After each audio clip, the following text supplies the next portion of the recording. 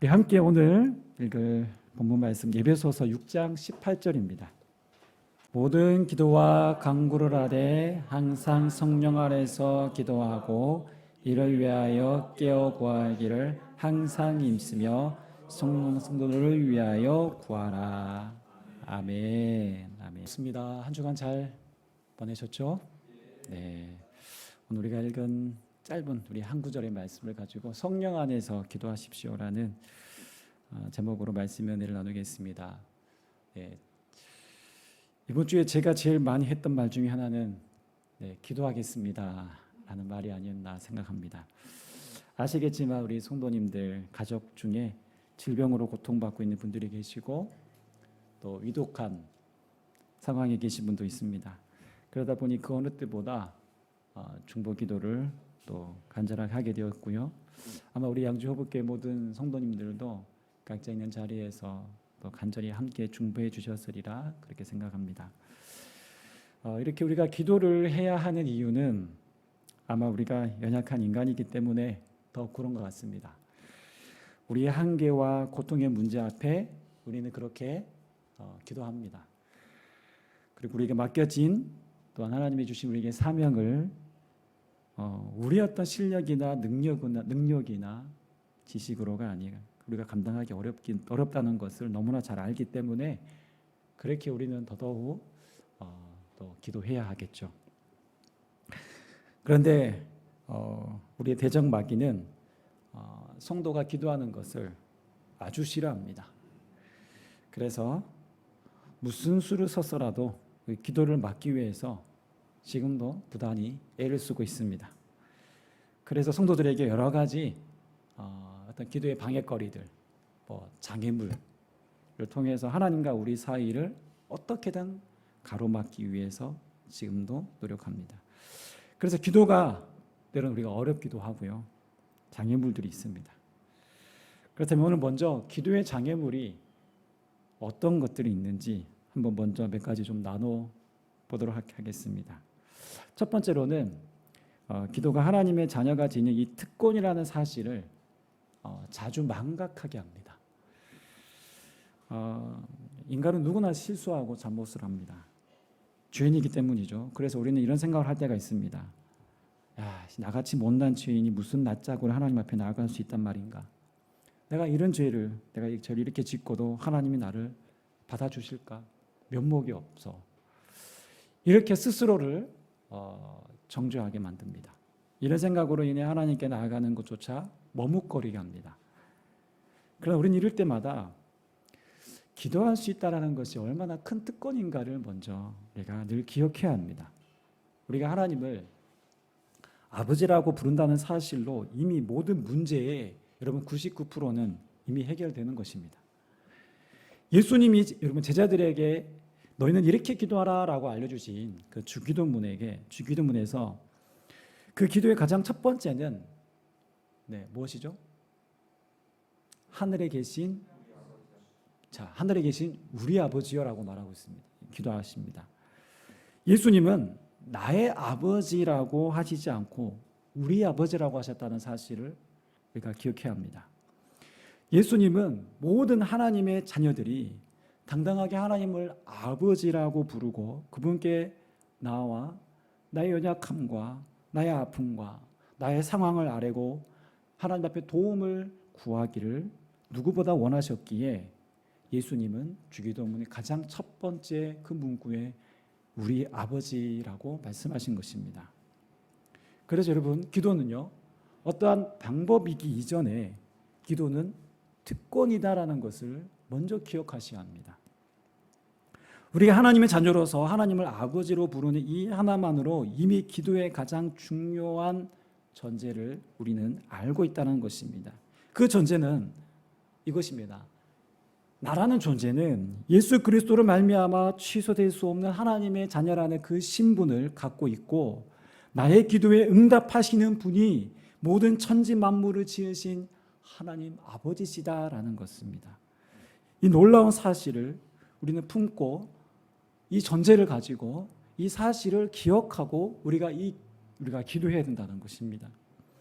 그렇게 여러분 기도는요 그 자체만으로 특권이고 상급이고 축복이고 능력이 되는 것입니다. 자, 기도를 방해하는 가로막는 장애물 두 번째는 뭐냐면 기도가 어렵다라는 생각입니다. 예. 우리는 기도를 생각할 때 여러 미사여구를 많이 해야 기도가 되고 마치 달변가처럼 말을 잘해야 뭔가 기도다운 기도가 된다라고 생각합니다. 뭐 대표 기도뿐만 아니라 우리가 평상시에 기도할 때도 그런 생각을 할 때가 있습니다. 왜 그럴까요? 아마 어렸을 때부터 우리가 받아왔던 국어 교육을 받고 교양인으로 살려면 문학적 소양을 가져야 하기에 기도를 마치 글쓰기처럼 생각하거나 어떤 문장을 만들어야 한다고 생각하는 경우가 있습니다. 그러나 그렇지 않습니다. 사실 아까 얘기했던 것처럼 우리가 기도할 때 아버지라는 말 한마디만 해도 여러분 그 자체만으로도 기도가 됩니다.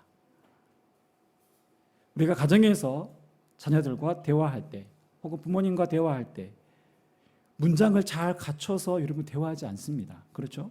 그저 편하게 대화합니다. 내 모습 그대로를 여러분 받아주시는 주님께 내 마음을 그저 있는 그대로 고백하고 표현하면 그것이 충분한 기도가 된다는 사실입니다. 그렇게 기도가 어렵다라는 생각을 가지면 첫 발을 내딛기가 쉽지 않습니다.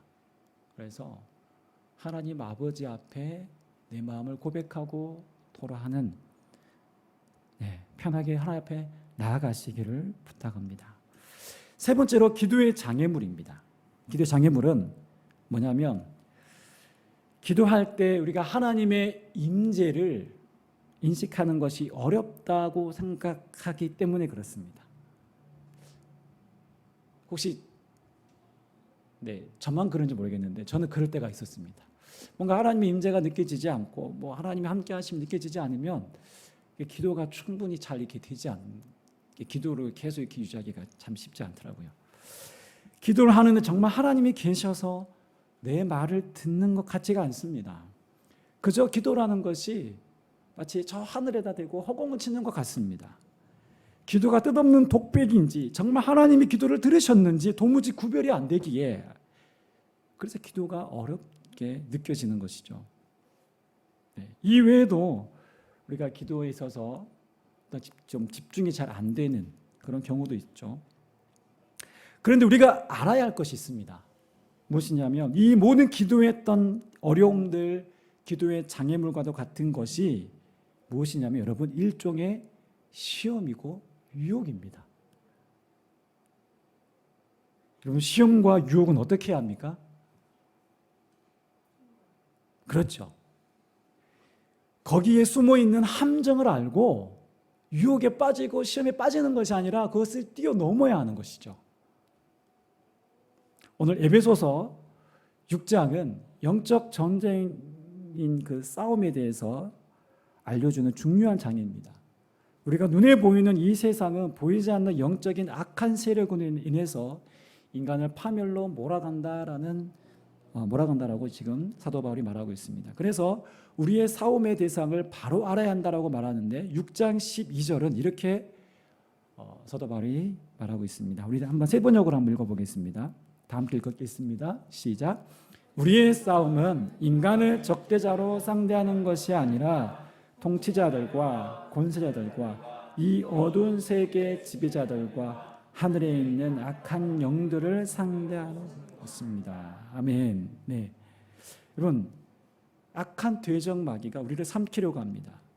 우리의 기도를 방해하고 기도를 어렵다고 생각하게 하고 그래서 기도조차 할 수 없게 만든다는 사실입니다. 그런데 오늘 그런 악한 대적의 날뛰는 오늘 이 상황에서 하나님의 전신갑주를 취하라고 하면서 오늘 본문의 마지막 18절에서는 이렇게 권면하죠. 우리가 읽은 본문인데요. 모든 기도와 간구를 하되 항상 성령 안에서 기도하고. 여러분 잘 보시면 사도 바울이요 그냥 기도하라라고 말하지 않습니다. 어떻게 기도하라고 말하고 있습니까? 네, 말씀하셔도 됩니다. 성령 안에서 기도하라고 말합니다. 제가 6월 첫 주에 말씀드린 것처럼 성령의 내주하심이라는 제목을 말씀드렸던 것처럼 성령님이 우리 안에 거하십니다. 내주하십니다. 그렇다면 성령 안에서 우리가 기도한다는 것이 여러분 어떤 의미일까요? 대충 감은 잡히시죠? 성령 안에서 기도한다는 것이. 좀 더 구체적으로 제가 한 두 가지 정도로 오늘 본문의 말씀 가운데서 이 성령 안에서 기도한다는 것이 무엇인지를 함께 말씀을 나누겠습니다. 자, 첫 번째는 성령 안에서 기도한다는 것은 성령을 붙잡는 것입니다. 뭐라고요? 성령을 붙잡는 것입니다. 여러분 다리나 몸이 불편하신 분들은 우리 교회 같이 좀 계단이 높고 좁은 이 계단을 오르고 내릴 때 어떻게 합니까? 네, 난간을 잡고 이 안전철제 바를 잡고 올라갑니다. 네, 제가 오늘 다리에 갑자기 힘이 풀려가지고 이 뭐 가방에 메고 들고 오다가 다행히 다 올라와서 넘어졌어요. 순간 넘어졌어요. 다리에 힘이 풀려가지고. 예, 그 모습을 우리 사모님과 전사님이 살짝 보셨는데 쪽팔리더라고요. 제가 살짝 웃음을 전해드렸는데, 네, 우리가 붙잡아야 돼요. 몸이 불편하신 분은 이 안전바를 붙잡아야 됩니다. 여러분 승객이 많은 버스에서 서서 갈 때 어떻게 갑니까? 손잡이를 꽉 붙잡습니다. 근데 지하철은 뭐 그나마 이렇게 흔들림이 적어서 괜찮은데 여러분 버스는요 꽉 붙잡습니다. 바로 우리가 성령 안에서 기도한다는 것은요 성령님을 그렇게 꽉 붙잡는 거예요. 성령님을 의지하는 것입니다. 성령님 도와주세요라고 성령님을 꽉 붙잡는 것입니다. 그러기 위해서 먼저 우리가 성령이 우리 안에 거하심을 먼저 인정하고 또한 성령님을 의식해야 합니다. 보혜사 성령께서 돕는 자로 우리 안에 계심을 우리가 알아야 합니다. 그분이 우리 안에 계심을 우리가 인지하고 있을 때 그래야 우리가 그분을 의지할 수 있고 그분을 붙잡을 수 있는 것입니다. 내 안에 계신 성령을 붙잡고 의지할 때 성령 안에서 기도가 가능한 것입니다. 그래서 영적인 사단의 공격을 우리가 이겨낼 수 있는 기도는 바로 이 성령 안에서 기도인 것입니다. 즉 나의 어떤 힘이나 능력이나 어떤 세상의 어떤 자원을 의지하는 것이 아니라 바로 내 안에 계신 성령을 의지함으로 이 성령으로 영적인 싸움은 영적으로 맞서고 영적으로 이기는 것입니다. 그렇기에 우리의 힘이 아닙니다. 세상의 힘이 아닙니다. 오직 성령의 힘, 성령의 내주하시는 성령으로 우리가 승리하는 것입니다. 이렇게 우리의 존재와 삶이 온전히 성령을 의지할 수밖에 없음을 알고 성령님을 붙잡는 것이 바로 성령 안에서의 기도입니다. 그렇다면 오늘 본문을 좀 더 살펴보면 오늘 본문의 내용은 항상 성령 안에서 기도하고 이를 위하여 깨어 구하기를 항상 힘쓰며라고 계속해서 사도 바울이 그렇게 권면합니다. 우리가 기도를 생각할 때 기도를 어떤 종교적인 의식이나 의무라는 차원에서 나는 기도했다. 내가 해야 할 오늘 기도의 분량을 다 했다라는 식으로 생각하기 쉽습니다. 분명 우리는 하루 나름대로 기도의 시간을 정하고 기도합니다. 그렇죠. 누군가에게는 기도의 시간을 한 10분, 누군가는 한 30분, 혹은 1시간, 혹은 그 이상을 우리가 기도의 시간의 분량을 정합니다. 네, 분명 하루를 시작할 때 또 하루의 나름대로 기도의 시간을 정하는 건 매우 중요합니다. 그렇지 않으면 우리의 삶이 흐트러지거나 기도조차 하지 않을 수 있기 때문에 나름 하나님과 약속하고 기도하는 시간은 매우 중요합니다. 그러나 그것이 어떤 기계적이거나 의무적인 차원에서만 머무르면 안 된다는 것입니다.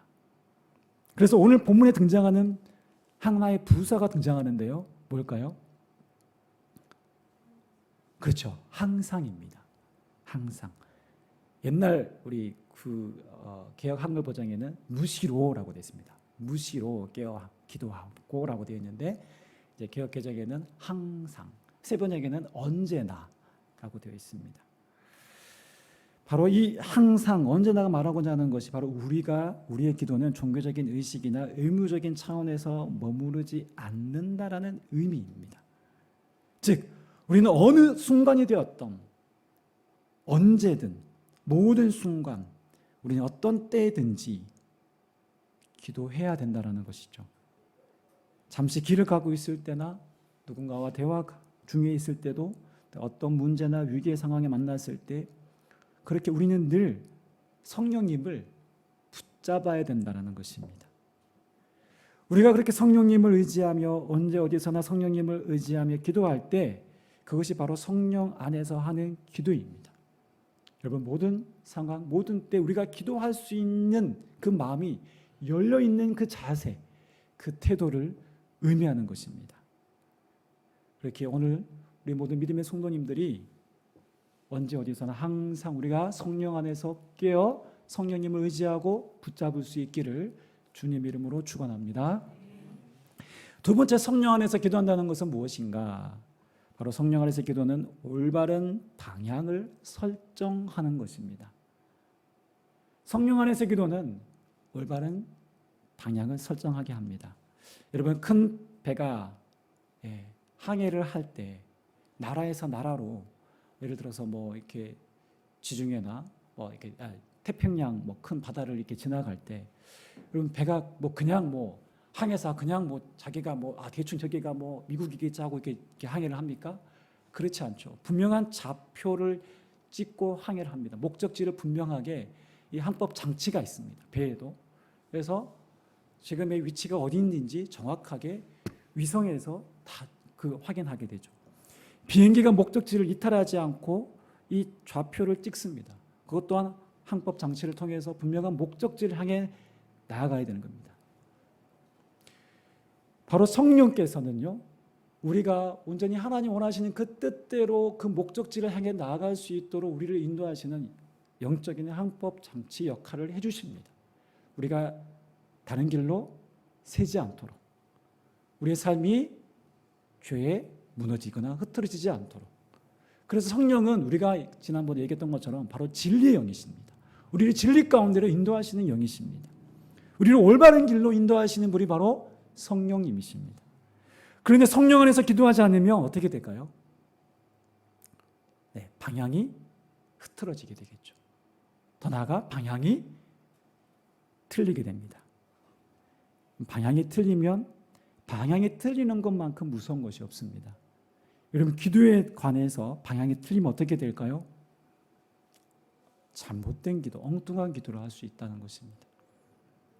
여러분 기도에 관해서 말할 때 소위 응답받는 기도의 조건이라고 해서 열심을 강조하면서 소나무 뿌리를 뽑아야 기도의 응답이 이루어진다라고 했던 적이 있습니다. 혹은 금식 기도를 하고 철야 기도를 하면 막혔던 문제가 해결되고 기도의 응답을 받을 수 있다라고 했습니다. 하나님의 보좌를 흔들 수 있는 그런 열심을 가지고 기도하면 하나님이 응답해 주신다라는 책도 있습니다. 제가 이런 열심을 결코 비하하는 것이 아닙니다. 우리에게는 간절함이 필요하고 열심이 필요합니다. 그런데 기도가 하나의 방법론이 되어버릴 때 그런 방향이 틀어지게 됩니다. 내 정성과 열심만 있으면 내가 원하고 목적하는 바를 이룰 수 있다라고 생각합니다. 그럼 무엇이 됩니까? 기도가 마치 만병통치약이 되는 거예요. 이건 기도의 방향 설정이 잘못된 것입니다. 반대로 성령 안에서의 기도는 어떻게 우리를 인도할까요? 우리 진리 가운데로 인도하십니다. 이 진리 가운데 인도하시는 과정 가운데 여러분 분명히 이런 과정을 거쳤을 것입니다. 우리의 죄된 본성을 거슬려 하나님의 성품의 성령님은 지속적으로 끊임없이 포기하지 않고 우리를 참여하도록 우리를 이끄신다는 것입니다. 본문 18절을 제가 세 번역으로 다시 한번 읽어보겠습니다. 온갖 기도와 간구로 언제나 성령 안에서 기도하십시오. 이것을 위하여 늘 깨어서 끝까지 참으면서 모든 성도를 위하여 간구하십시오. 자, 여기서 본문에서요, 왜 사도 바울은 성령 안에서 늘 깨어 구하기를 항상 힘쓰라고 말하고 있을까요? 사도 바울은 여러분 로마서 7장을 한번 쭉 읽어보시면 좋겠습니다. 우리 안에 있는 죄된 본성의 자아가 얼마나 우리가 죄의 성향을 가지고 있는지, 바로 우리 안에 있는 부패한 본성 때문에 그렇습니다. 우리가 예수를 믿고 난 다음에 또 여전히 우리에게는 이 본성적인 부패함, 무능함이 여전히 우리 안에 작동합니다. 그래서 우리가 자주 유혹에 넘어갈 때도 있습니다. 그렇게 우리가 말씀을 따르고 성령 안에서 우리를 훈련하지 않으면 우리는 쉽게 무너집니다. 넘어집니다. 우리는 가만두면 금방 휘어져 버립니다. 우리의 본성대로 부패한 마음대로 휘어져 버립니다. 그러나 성령님은 이 부패한 마음, 죄된 본성을 거슬러 우리를 하나님의 본성에, 하나님의 성품에 우리를 참여하도록 우리를 이끌어 가신다는 사실입니다. 그렇게 먼저는 성령님은 내가 누구인지를 보게 하십니다. 나의 가난한 실상을 보게 함으로 하나님 없이 살 수 없는 연약한 자임을 깨닫게 하십니다. 모든 사람들이 어려운 환경을 만난다고 하나님 앞에 엎드리는 게 아닙니다. 모든 사람들이 고난을 만난다고 하나님 찾는 것이 아닙니다. 그러나 그 상황 안에서 내 마음이 가난해지고 하나님을 찾게 되는 이유는 성령 하나님의 인도하심이 있었기 때문에 그렇습니다. 나의 가난한 실상을 보게 함으로 하나님 없이 살 수 없는 연약한 자라는 그 사실을 깨닫게 합니다. 하나님이 계셔도 그만, 안 계셔도 그만, 이런 식이 아니라 하나님이 없으면 살 수 없는 나의 죄된 비참함, 적나라한 실체를 보게 하십니다.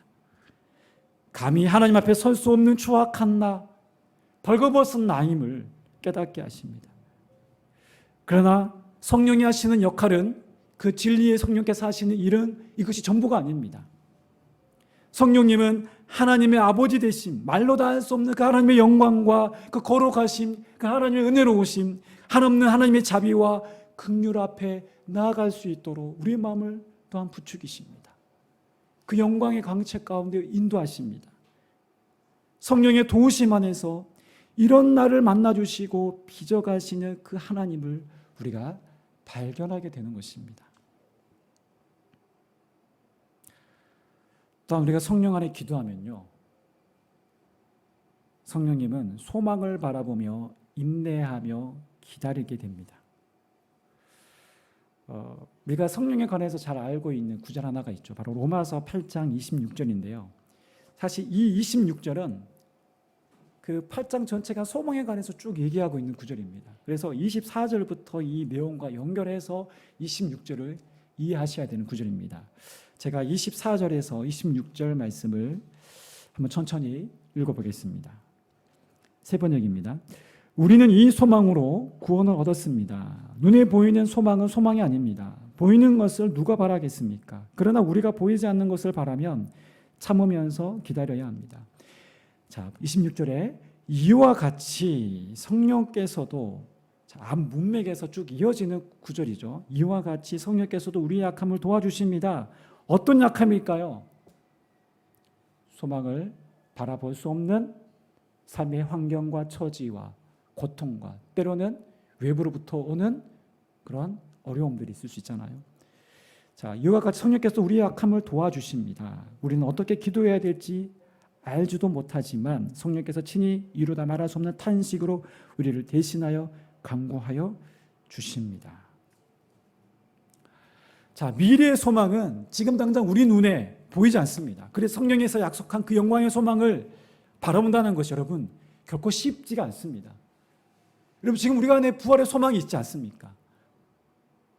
우리 안에 천국의 소망이 있지 않습니까? 그렇죠? 아닌 것 같은 표정을 지으시면 제가 곤란합니다. 우리 안에 부활의 소망이 있지 않습니까? 천국의 소망이 있는데요, 그게 잡히지 않아요. 보이지 않아요. 오히려 오늘 이 땅의 현실이 더 뚜렷이 보이고 더 명확해 보이고 이것이 전부인 것 같아 보이는 이 땅의 삶을 우리가 살아가고 있어요. 미래적 소망은 너무 멀게만 느껴지고 뜬구름 잡는 것처럼 느껴집니다. 눈에 보이지 않습니다. 그래서 성령에서 약속한 그 영광의 소망을 바라보기 위해서는 이 땅에서 우리는 그 약속을 바라보고 약속하신 말씀을 더욱더 우리가 의지하고 참고 인내하고 견뎌내야 합니다. 우리가 이 소망을 바라보기 위해서는 그냥 바라보는 게 되는 게 아닙니다. 인내해야 되고 견뎌내야 됩니다. 참아내야 됩니다. 그런데 성령께서 이런 우리 안의 연약함을 아시고 도와주시는데 우리가 어떻게 기도해야 될지조차 알지 못하는 상황에 처할 때가 있지 않습니까? 네, 우리 주중에 신현희 성도님과 통화하는데 기도를 해야 되는 거 아는데도 불구하고 너무 힘드니까 기도조차 잘 안 되더라고요. 네, 저희도 그런 때가 있었거든요. 저희도 어떤 큰 문제 앞에서 기도를 해야 되는 거 아는데 막 기도조차 안 될 때가 있지 않습니까? 자, 그럴 때 성령께서 어떻게 해요? 말할 수 없는 탄식으로 우리를 대신해서 간구하신다는 말씀입니다. 우리가 소망을 잃지 않도록, 우리의 소망을 포기하지 않도록 진정한 그 영광의 소망을 바라보며 그 목적지를 향해 나아갈 수 있도록 우리가 이탈하지 않도록 우리를 이끄신다는 거예요. 성령에 대한 이 표현은요, 단순히 감정적인 차원에서 우리를 돕는 것에 그치지 않습니다. 우리가 끝까지 인내하며 소망을 바라보도록 적극적으로 우리 안에 계셔서 우리를 도우시는 성령님의 의지를 우리에게 보여주고 있는 말씀입니다. 그래서 우리가 만약 소망을 바라보는 믿음이 흔들릴 때 성령께서 우리 약함을 아시고 다시 약속한 소망을 바라보고 나아갈 수 있도록 도우신다는 것을 여러분 기억하시기 바랍니다. 여기서 도우신다는 것이 바로 올바른 방향을 설정하도록 우리의 좌표를 목적한 소망에 이르도록 계속해서 바르게 이끄신다는 것입니다. 그래서 성령 안에서 성령님을 붙잡을 때 성령님 우리를 더욱 진리 가운데로 인도하십니다. 오늘 말씀을 정리하겠습니다. 오늘 우리의 기도 생활을 함께 한번 돌아보았으면 좋겠습니다.